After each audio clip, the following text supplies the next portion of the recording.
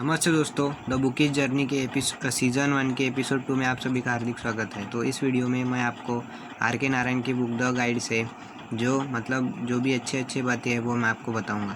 दोस्तों, the guide एक novel है जो आर.के. नारायण ने लिखी है।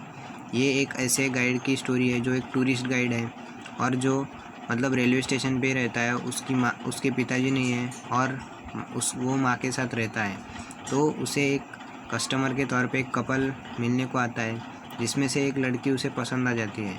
और इसके जो पैरेलल में एक स्टोरी ये चलती है कि वो एक गांव है जिसमें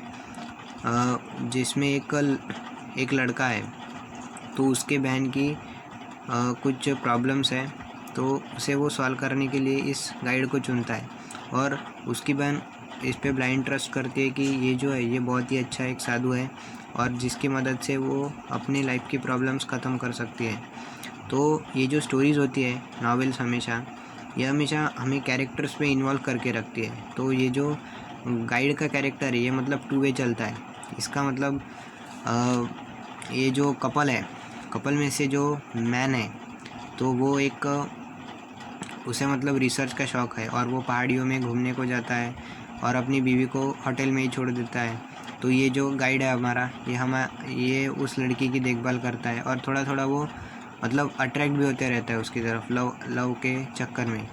लेकिन उसी के साथ पैरेलल में वो इस अलग अलग गांव में भी जाता है और अलग अलग गांव में नहीं, एक ही गांव में जाता है जिस गांव में उसका दोस्त रहता है और उसकी बहन रहती है।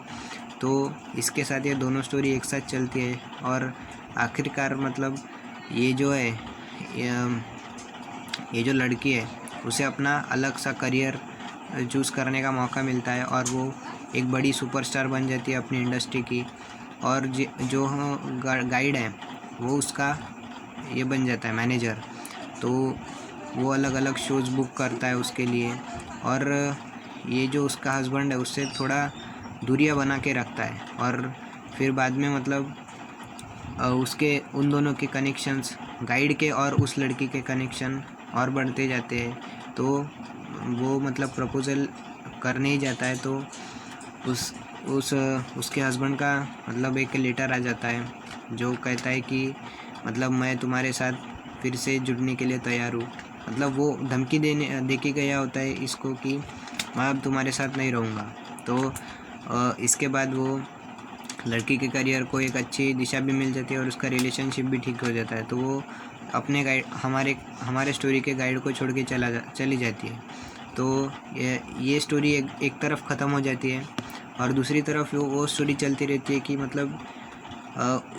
जो गाँव है उसमें थोड़ा बारिश की ये होती है, बारिश की कमतरता होती है।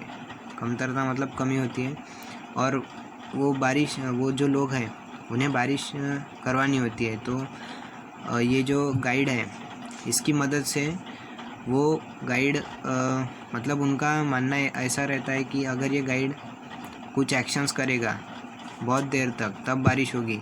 और गाइड ऐसा थक सा जाता है, उसको कुछ खाने को भी नहीं मिला होता और उसने ऐसा प्रण लिया होता है कि उतने देर तक खाऊंगा नहीं। तो उसके बाद ये जो पूरा नाटक चलता है वो लगभग बेहोशी हो जाता है, लेकिन तब बारिश होती है और इसी के साथ ये पूरी स्टोरी ख़त्म हो जाती है।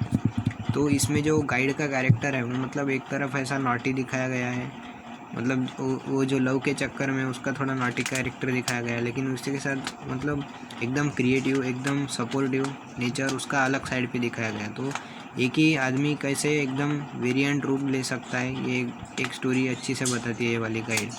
तो ये जो नावल है आपको भी ज़रूर पढ़नी चाहिए आर.के. नारायण की।